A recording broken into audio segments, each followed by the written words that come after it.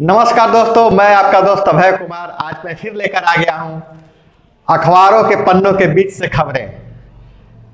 इस एपिसोड में हम लेकर आते हैं अखबारों के बीच से जो खबरें छपती है, अखबारों ने क्या छापा है, क्या छुपाया गया है, क्या है इसके इनसाइड स्टोरी और क्या कहते हैं ये अखबारी खबरों के मजमून।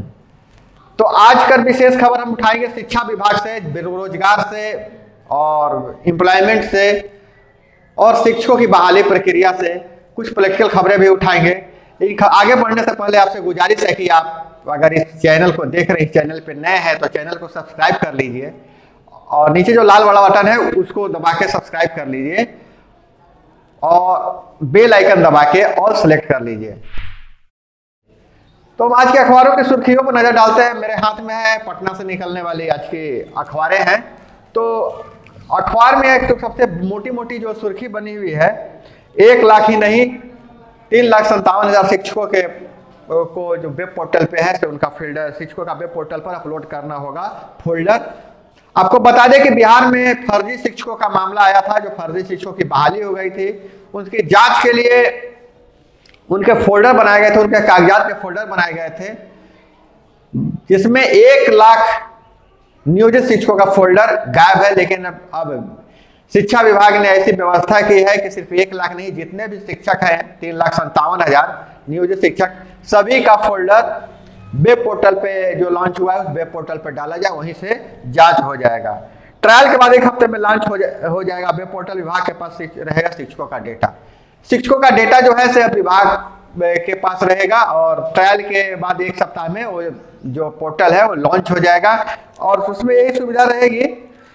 लेकिन बाकी सारे आंकड़ा है, फर्जी तरीके से बहाल शिक्षकों पर कार्रवाई हो, अब आसानी से कार्रवाई हो सकती है। और आपको एक बात और बता दे कि प्रखंड जिला शिक्षक, प्रखंड जिला व नियोजन इकाई के नाम होंगे। तो शिक्षक जो होंगे प्रखंड, जिला इकाई, पंचायत इकाई, जैसे उनके पोर्टल अलग अलग पोर्टल होंगे। और इसी से जुड़ा हुआ एक खबर और है कि 5700 स्कूलों में 3 लाख पद खाली। जो टेट की परीक्षा हुई थी, BSTET, Bihar state teacher eligibility test की, उनमें से तो बहुत सारे लोगों की बहाली नहीं हो पाई थी और उनका उम्र भी करीब 7,000 शिक्षकों का जो है उम्र खत्म हो चुका है, आयु सीमा समाप्त हो जाएगी उनकी और जून में प्रमाण पत्र हो जाएगा बेकार। और इस प्रमाण पत्र की भी जो सीमा है, आयु है, जो समाप्त हो जाएगी। तो जिसमें 7,000 शिक्षक ओवर एज हो चुके हैं। उससे एक खबर है कि 2 साल वैधता बढ़ाई गई है। अगर हम नजर डालें कि कितने शिक्षक जो बच गए हैं जो टेट पास थे, तो 3 लाख शिक्षकों का पद खाली है और 50,500 शिक्षक ही मात्र जो हैं उनकी बहाली होनी है। इस खबर को अखबारों ने प्रमुखता से उठाया है। और अगर हम बात करें जो 93,000 और शिक्षकों की जो बहाली होने वाली है, उस बहाली के बाद भी 3 लाख, लगभग 2 लाख जो है पद, 1.25 लाख पद फिर भी खाली रहेंगे। और बिहार में मात्र 1 बार टेट की परीक्षा ली गई है, फिर दोबारा टेट की परीक्षा नहीं हुई है। तो जल्द से जल्द टेट की परीक्षा लेकर अगर भरा जाए पदों के, क्योंकि जब याद कीजिए बिहार में जब चुनावी दौर होता, चुनाव प्रचार चल रहा था, तो सबसे पहले तेजस्वी यादव ने नौकरी देने का वादा किया था। उसके जवाब में एनडीए भाजपा ने कहा था कि हम रोजगार सृजित करेंगे। अब समय भी बीत चुका है, अब पंचायत चुनाव भी आने वाला है, तो उसके इम्प्लीमेशन के लिए क्या हो रहा है, तो आप लोगों के लिए खुशखबरी है आईटीआई छात्रों के लिए कि अब आईटीआई को टाटा जो है 57 कॉलेजों को ट्रेंड युवकों को रोजगार देने में तवज्जो देगी कंपनियां। तो हम देख लिए थे। अगर हम बात करें खबरों पर, तो हाँ आ गई मेरे हाथों में वो खबर। बिहार के सभी 149 आईटीआई को अब सेंटर ऑफ एक्सीलेंस बनाएगी टाटा टेक।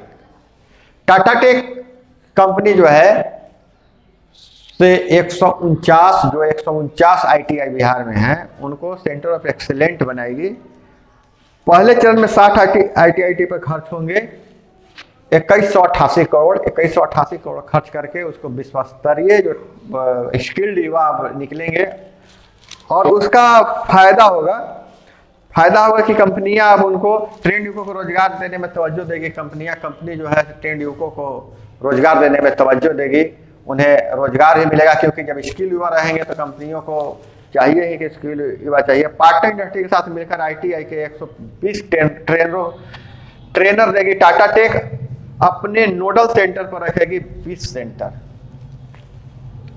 125 ट्रेनर मुहैया कराएगी अपनी पार्टनर कंपनियों के बाद। और उसके बाद जो छात्र निकलेंगे बाहर तो उन छात्रों को वरीयता दी जाएगी, प्राथमिकता दी जाएगी उनको जॉब देने में।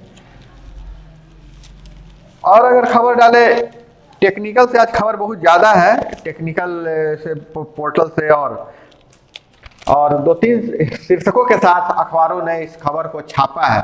तो कहीं न कहीं जो बिहार में जो सरकार बनने के बाद जो चुनावी दरमियान जो वादा किया गया था रोजगार देने को, तो उसकी अब प्रक्रिया शुरू हो गई है। और ये छात्रों के लिए खुशखबरी की बात है। एक और खबर जो बार बार नजर चल जा रहा है, उस खबर पे मैं बता देना चाहता हूं कि शेखपुरा की महिला को भुवनेश्वर से फोन पर कहा तलाक। ट्रिपल तलाक ऐसे बिहार देश में अब अवैध हो गया है, लेकिन फोन पे तलाक देने का एक मामला आया है सामने। ससुराल वालों ने मार पीट कर घर से निकाला, मायके में रह रही थी महिला पीड़िता जो थी, मायके में रह रही थी और उसको फोन पर तलाक दे दिया गया। ये बहुत ही मतलब गंभीर खबर है और मुझे लगा कि आपको ये जानना चाहिए। और अगर अन्य खबरों पर हम नजर डालते हैं, क्राइम की खबरों पर नजर डालते हैं, तो चलती ट्रेन में डाका 8 लाख की संपत्ति लूटे यात्री को मारी गोली। यह खबर बरौनी ग्वालियर एक्सप्रेस में सोनपुर दिघवारा के बीच हुआ है वारदात। चलती ट्रेन में, हालांकि कल रेल रोको आंदोलन भी चल रहा था किसानों का, लेकिन चलती ट्रेन में 8 लाख की लूट हुई है और गोली मारकर घायल कर दिया गया है एक यात्री को। यह बहुत ही गंभीर खबर। बिहार में कम से कम कानून व्यवस्था पर ध्यान दिया जाना चाहिए।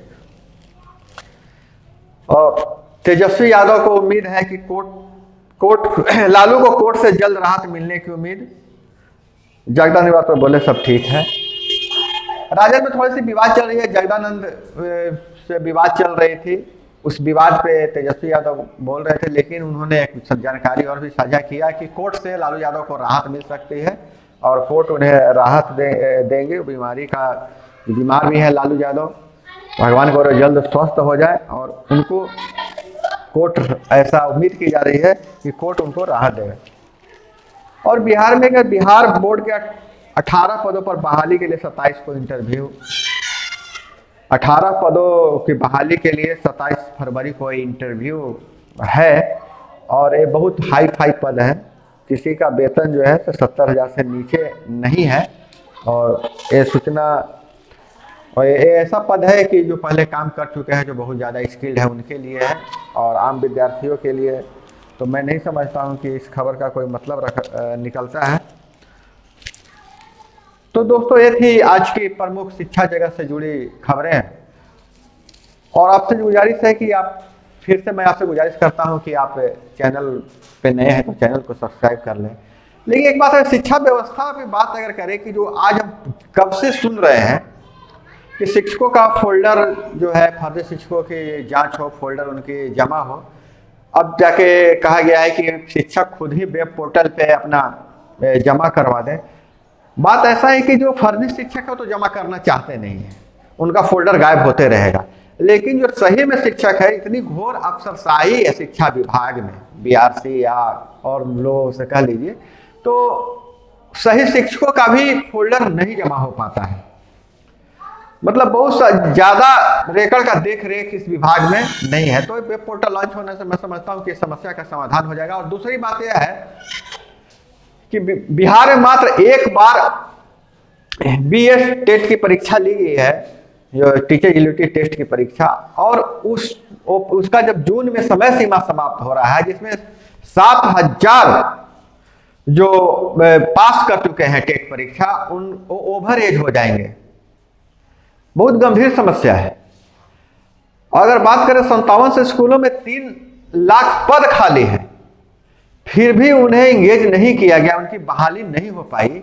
और दूसरी गंभीर समस्या यह है कि प्रति वर्ष बीएड करके और डिप्लोमा करके एक फौज खड़ी हो रही है, और उनके लिए कोई स्टेट टेट की परीक्षा नहीं हो रही है, बिहार स्टेट टेट की परीक्षा नहीं हो रही है, सीटेट की परीक्षा हो रही है।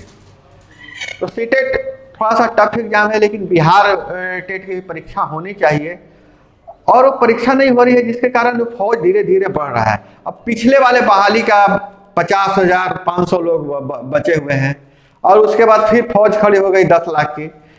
तो कहीं ना कहीं फिर इनका भी एज एक्सपायर करेगा, ओवर एज हो जाएंगे, तो फिर असंतोष बढ़ेगा। तो इस पर सरकार को ध्यान देना चाहिए।